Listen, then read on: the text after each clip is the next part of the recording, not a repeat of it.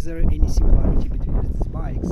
And the reason why not Tracer 7 and Tracer 9 but Taiga 660 and Tracer 9, because those bikes both have 3-cylinders engines known as triples. That's where you can say that Taiga 660 could be a smaller sibling of Tracer 9, because if you look at this segment you will see that Taiga, even though it's listed as adventure motorcycle on Triumph website, but it's actually sport touring motorcycle, and Yamaha Tracer 9 is also sport touring motorcycle, well known in motorcycle world. Those triples are quite close to each other, and I would say that the way how those bikes are planted on the road are quite similar.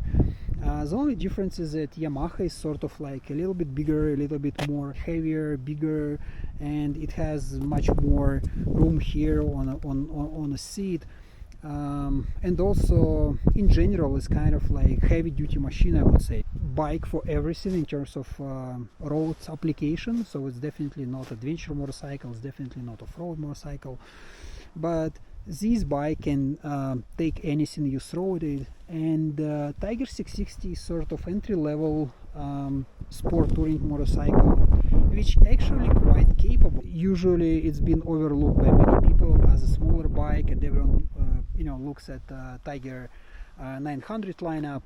But the thing is, like, when you actually ride this motorcycle, when you sit on this motorcycle, when you load this motorcycle with all the like luggage which is available for it, you kind of like feel that you can do some miles on this bike. Of course it's not that much capable as Tracer in terms of like long distances, but you can actually do weekend rides, and you can do like 2, 3, 4 days trips easily on this motorcycle if this motorcycle is comfortable for you. Because sometimes what happens is that for some people with certain statures, this seat would not be comfortable. It is still a smaller bike, but if you're not a tall person and if you feel comfortable on this bike, the ride on this bike is kind of plushy, on the plushy side compared to the Tracer. So Tracer is not stiff at all, but for some reason Tiger feels a little bit more comfortable. And also you can see that definitely Tiger is built to the price, because if you look at all those like small details, first of all it's like aluminum frame. Tiger has just steel tubed frame. All these small details, like the way how this plastics looks and how it sounds, like you definitely feel that they want to give kind of like opportunity to riders to experience touring on this motorcycle. But if you really see the bike which is built to match the miles, you can see how down to all the details how Tracer is well thought of. Even mounts of this panniers, they have this damping system. It has the central stand right from the beginning. You can see that like foot pegs, they rubberized and they can be adjusted.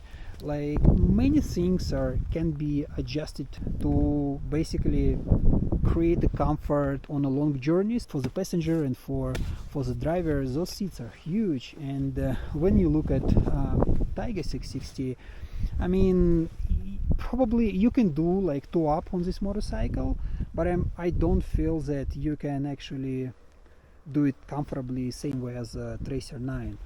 But if you're traveling by yourself, if you're on your own, look at those bikes. They, honestly speaking, even if you look at engine guards by SW Motec, you can see quite similar design. Like if you look from the front, you will see it's quite similar, right?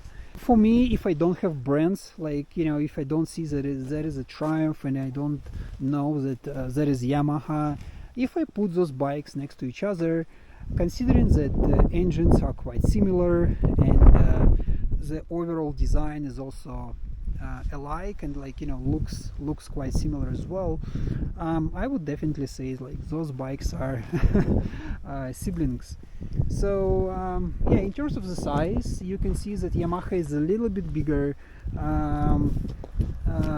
Taiga is a little bit slimmer. But in terms of the seating position, so they both have similar seat height. I think 835 for both. The only difference is that Yamaha is adjustable like as a package, so you don't need to buy anything. You can just adjust height with the original seat. It can go 15 or 20 millimeters down, where with the Taiga you actually have to buy additional comfort seat, which can be again 20 millimeters lower, but that is like extra spend. So guys, let me know what you think, and let me know if you have any questions. I will be happy to answer those. But at least the goal for this video was just to show you the difference, because you know, many people ask this question, like if I get Taiga 660 saving some money, would I get more or less a similar experience as Tracer 9, which is up to this point is basically iconic motorcycle in sport touring segment. So Tracer's been known as you know, one of those bikes everyone wants, and they one of a kind in the market today. Yeah, I'm not gonna go through the technical details much in this video, guys. Just wanted to show you, to walk around and like show these bikes next to each other. As we went for a ride in this like beautiful day, rainy a little bit, but you can see the weather is beautiful, and summer is coming for sure. Yeah, thank you so much for watching, and I'll see you in the next one. Cheers.